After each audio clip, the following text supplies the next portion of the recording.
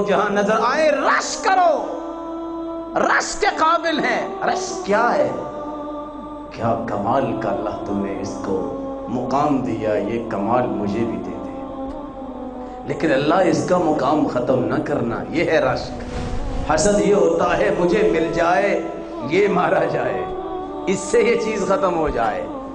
رشک دو باتوں پہ، جس کو اللہ نے قرآن دیا لیکن قرآن دے کے وہ بھولنے گیا، بس ختم ہوگی بات، بلا لگا لیا، میرے بچے نے بھی حفظ کیا ہوا ہے۔ اور کچھ لوگوں نے تو کہا ہے جو میں نہیں کہنا چاہتا لیکن اس لیے بیان کر دیتا ہوں شاید فائدہ نکل جائے۔ بازاری حافظ نہیں، صرف اس لیے بلا لگوایا کہ لوگ کہے حافظ بنا دیا ہے۔ فَهُوَ يَقُومُ بِهِ آنَاءَ اللَّيْلِ وَآنَاءَ النَّهَارِ، منہج یہ ہے، اس کو قرآن سے لذت اتنی ملتی ہے دن رات کی گھڑیوں میں اس کی زبان قرآن ہی پڑھتا نظر آتی ہے۔ اور یہ بات مسجد میں رہنے والوں کے لیے بھی لمحہ فکریہ ہے کہ وہ اس منہج کو کہیں بھول نہ جائیں۔ یہی بات امام احمد بن حنبل جب سفر سے آئے، سحری کا وقت ہے، وضو کیا اور نماز پڑھنے لگ گئے۔ ملازم اس کو کہتے ہیں جو ساتھ ہوتا ہے، کہتے ہیں اتصلی وانت قادم من السفر، سفر سے آ کے پھر بھی آپ نماز پڑھنے لگے تہجد کی؟ کہتے ہیں والعیب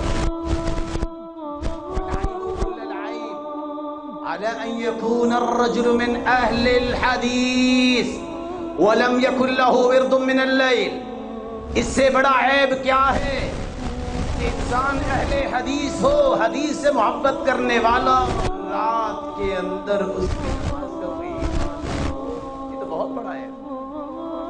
اس لیے کہا کرتے تھے قال السلف الصالح، نیک لوگ کہا کرتے تھے الذي لا يوتر رجل السوء، جو رات کو وتر نہیں پڑھتا وہ تو انسان ہے ہی گندا۔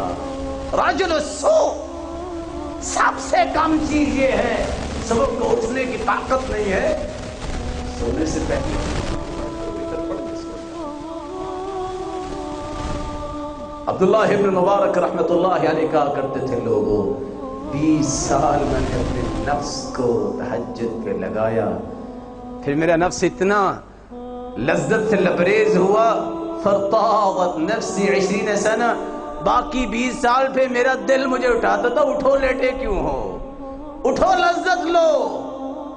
رسول اللہ صلی اللہ علیہ وسلم کی زوجہ مطہرہ عائشہ رضی اللہ عنہا، جنہوں نے اپنا ورد بنایا ہوا تھا، اگر تھکاوٹ ہو جاتی تو سونے سے پہلے ہی پڑھ کے سو جاتی۔ سبب کیا ہے؟ رسول اللہ صلی اللہ علیہ وسلم نے فرمایا آج 30 دن ڈاکٹر کے پاس بندہ جاتا ہے، کیا ہوا جی؟ بس جی مرہق ہو گیا، جسم میں تھکاوٹ ہے اور فرسٹریشن ہے، بلا بلا بلا، سستی بڑی ہو جاتی ہے، کیا کروں، کام نہیں، وقت پہ شاپ پہ جا نہیں سکتا، کسٹمر آ کے مڑ جاتے ہیں۔ سرتاج رسول کا فرمان ہے من قام ب10 آیات لم یکتب من الغافلین، رات کی تاریکی میں اٹھ کے جو 10 آیتیں کھڑا ہو کے پڑھ لے، اس کا نام غافلوں کی لسٹ سے اللہ تعالیٰ کاٹ دیتے ہیں۔ بات سمجھ نہیں آئی، میں ایک اور زاویے سے پیش کر دیتا ہوں۔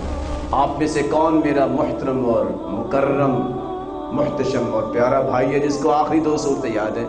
ہاتھ کھڑا کریں، قل اعوذ برب الفلق قل اعوذ برب الناس، اس کی کچھ یاد نہیں، اٹھ کے یہ 2 صورتیں 2 رکعتوں میں پڑھ لو، کبھی غافل نہیں ہوگے۔ ومن قام ب100 آیہ کتب من القانتین، اور جب 100 آیتیں پڑھ لے قانتین میں اس کا نام لکھا جاتا ہے۔ ومن قام ب1000 آیہ کتب من المقنطرین، جو 1000 آیتیں پڑھ لے اس نے تو خزانے دنیا کے بھی لوٹ لیے اور آخرت کے بھی خزانے اس نے